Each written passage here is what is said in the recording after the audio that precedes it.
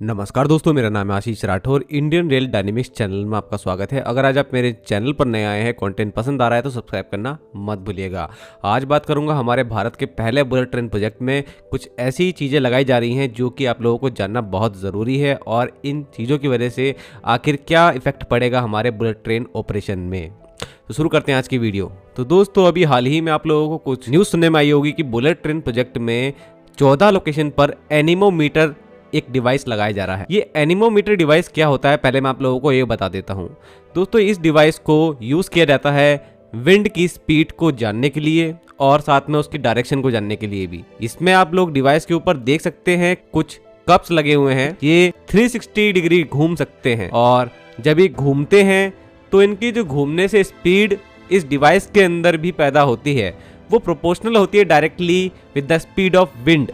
जिस हवा के वजह से ये घूम रहे हैं उसकी स्पीड के साथ में जिस डायरेक्शन में ये घूम रहे हैं वो डायरेक्शन भी प्रोपोर्शनल होती है डायरेक्शन ऑफ विंड के। तो ये बात रही एनीमोमीटर। तो एनीमोमीटर इस प्रोजेक्ट में महाराष्ट्र से गुजरात के बीच में जो 508 किलोमीटर का पूरा प्रोजेक्ट है, इसके अंदर 14 लोकेशंस पर लगा दिया गया है। जो 14 लोकेशन है उसमें महाराष्ट्र में 5 लोकेशन पर ये एनीमोमीटर लग रहा है और गुजरात में 9 लोकेशन पर ये एनीमोमीटर लग रहा है। और आप लोगों को पता होगा, अगर आप मेरी वीडियोस देखते हैं, कि यहाँ पर 14 बुलेट ट्रेन स्टेशन भी होने वाले हैं। इसका मतलब 14 लोकेशंस पर जहां जहां स्टेशन है उन सभी एरियाज में ये लगा दिए गए हैं।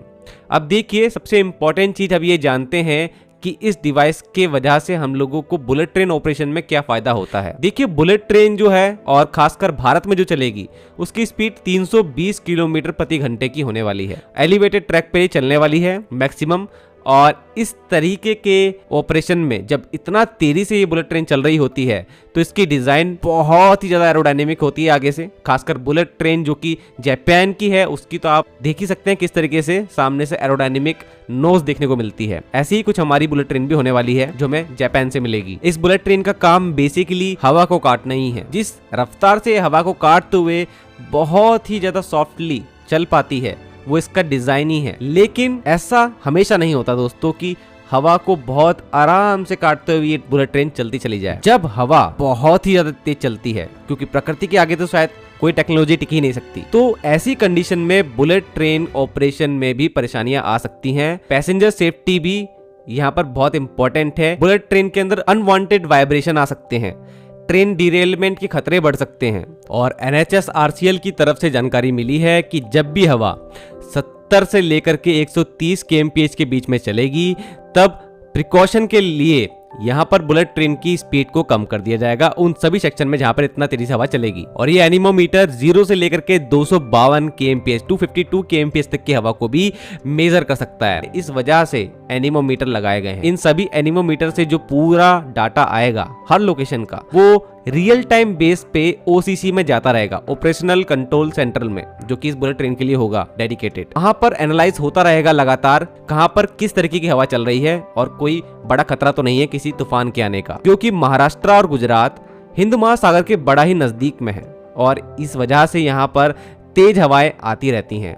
और इम्पोर्टेंट लोकेशन कुछ ऐसी भी हैं जहां पर ये एनीमोमीटर बहुत जरूरी थे, वो आपको बता देता हूं। जैसे कि रिवर ब्रिजेस, देसाई खाड़ी, Ulhas river, Banglapada, in Thane, Vaitarna river, Dahanu, और गुजरात में Daman Ganga river, Par river, Tapi river, Narmada river, Mahi river और लास्ट में साबरमती रिवर। तो ये कुछ ऐसे एरियाज थे महाराष्ट्र में जहां पर इन एनीमोमीटर की बहुत ज्यादा जरूरत थी। दोस्तों, हवा के साथ में ही भूकंप का भी बड़ा खतरा बना रहता है बुलेट ट्रेन के ऑपरेशन में।